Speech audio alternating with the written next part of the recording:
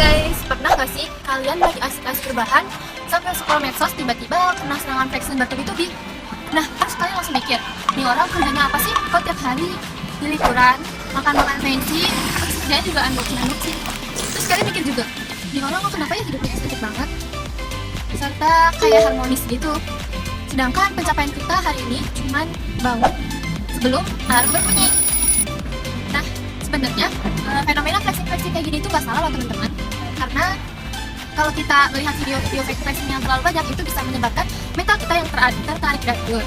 Nah, ini juga bisa menyebabkan flexing itu membuat FOMO yang negatif.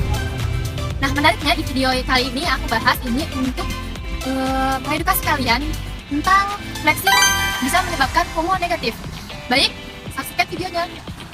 Nah, mengutip dari Cambridge Dictionary, flexing adalah sikap memamerkan sesuatu yang dimiliki ataupun diraih, tapi menggunakan cara yang dianggap buruk oleh orang lain. Sedangkan, menurut kamus Merriam-Webster mengidentifikasi bahwa flexing adalah sikap memamerkan sesuatu yang dimiliki secara mencolok.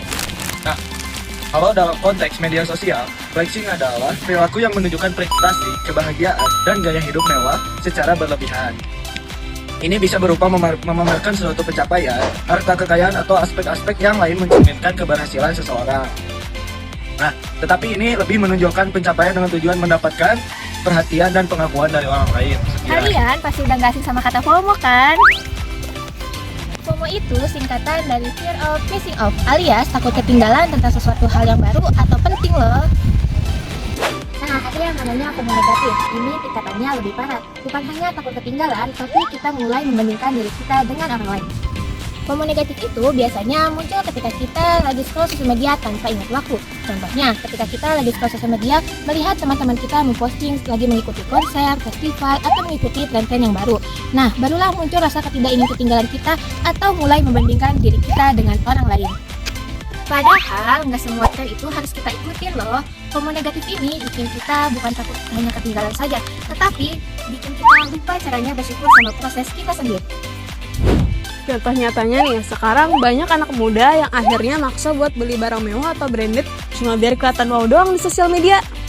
Ada loh yang sampai nekat buat buka spell letter cuma buat bikin video unboxing 10 detik, habis itu nangis deh gara-gara harus bayar cicilan 10 bulan. Jadi jangan gampang percaya sama konten mewah mereka itu. Bisa jadi mewahnya cuma filter atau settingan doang loh. Ada sebuah studi kasus mengatakan, kalau semakin sering kita nonton konten flexing, maka semakin tinggi pula rasa iri dan insecure kita. Masuk akal sih, masa kita lihat mereka setiap hari makan steak wagyu kelas premium, sementara kita cuma makan cireng isi ayam yang isinya cuma hikmahnya doang. Itu semua bikin tekanan sosial jadi naik, dan mau gak mau kita jadi mikir, kok hidup gue jadi gini banget sih? Itu juga bikin kita jadi kebanyakan ngeluh, bahkan lupa buat bersyukur. Terus apa sih dampaknya buat kita? Dampaknya banyak banget, mulai dari stres, rendah diri, cemas, dan belanja kita yang akan semakin impulsif. Orang-orang tuh mikir, kalau misalnya kita belanja impulsif, hidup kita semakin capek, mental kita juga semakin capek. Padahal kebiasaan kita yang suka mandi jarang, itu malah kegeser sama kebiasaan kita yang suka cekot-cekot barang tanpa kita menilai dulu fungsi dari barang itu apa. Beberapa jurnal psikologi bilang bahwasanya perbandingan sosial itu bakal bikin mental kita semakin capek. Kita bakal nilai diri kita itu berdasarkan apa yang kita punya, bukan apa yang kita lakuin. Jadi kesimpulannya adalah flexing itu bukan dosa. Mau pamer, silahkan. Mau upload gaya hidup keren, bebas. Intinya kalian jangan sampai ikut-ikutan ngorbanin mental dan finansial kita. Nah, tips supaya terhindar dari FOMO negatif adalah yang pertama, kurangin follow akun yang membuat kamu insecure. Yang kedua, yang mereka upload itu highlight, bukan realita penuh. Yang ketiga, fokus terhadap hidup sendiri, bukan timeline orang.